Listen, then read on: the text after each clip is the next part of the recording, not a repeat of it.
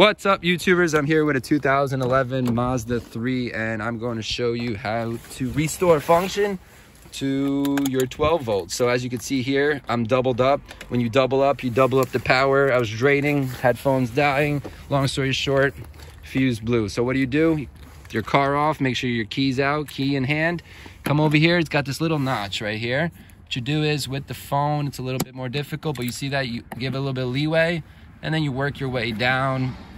Right, give it a little bump out, a little action, and boom, we reveal the fuse box. So this is your fuse box. Right over here, you have a set of fuses. They all do different things. On the back right here, if you look at your cover right here, this will indicate, probably not gonna get the best, what they do and what amps they are. So you got to make sure if it says 30 amp, you put a 30 amp in, and make sure to follow this board right here as to what fuse this is specific to your vehicle. So always make sure to reference this. Now, I just want to show you here, reading some of the fuses.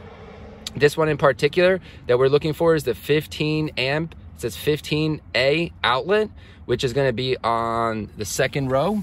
So right here, second row, 1, 2, 3. It's the third one in, and that's the 15 amp outlet. What you want to do is you want to make sure you just want to check your fuses while you're here. It doesn't hurt to check all your fuses. You could do it a variety of ways. You could get a fuse checker, which will require you to spend a little money where you tab the tops. You could also pull out the fuse with a fuse puller. Unfortunately, this car does not provide you with a fuse puller. Some do. You want to make sure you're not dabbling around here with too much metal so that you don't contact the top and the bottom at the same time. But what you can do is pull out these fuses and make sure that the bridge is connecting. Always make sure to replace it with the proper amperage. If it's 15, put a 15 back in. Always cross-reference it with your panel here. So once again, to restore function, we're on the second row, third one in. All right, thanks for watching. Like and subscribe. Very quick tip right here. Also, if your radio ever goes out, it is good to check this 7.5 amp right down here, which would be, I believe, right over here. Check that out and make sure that your radio is working. Thanks for watching. Like and subscribe.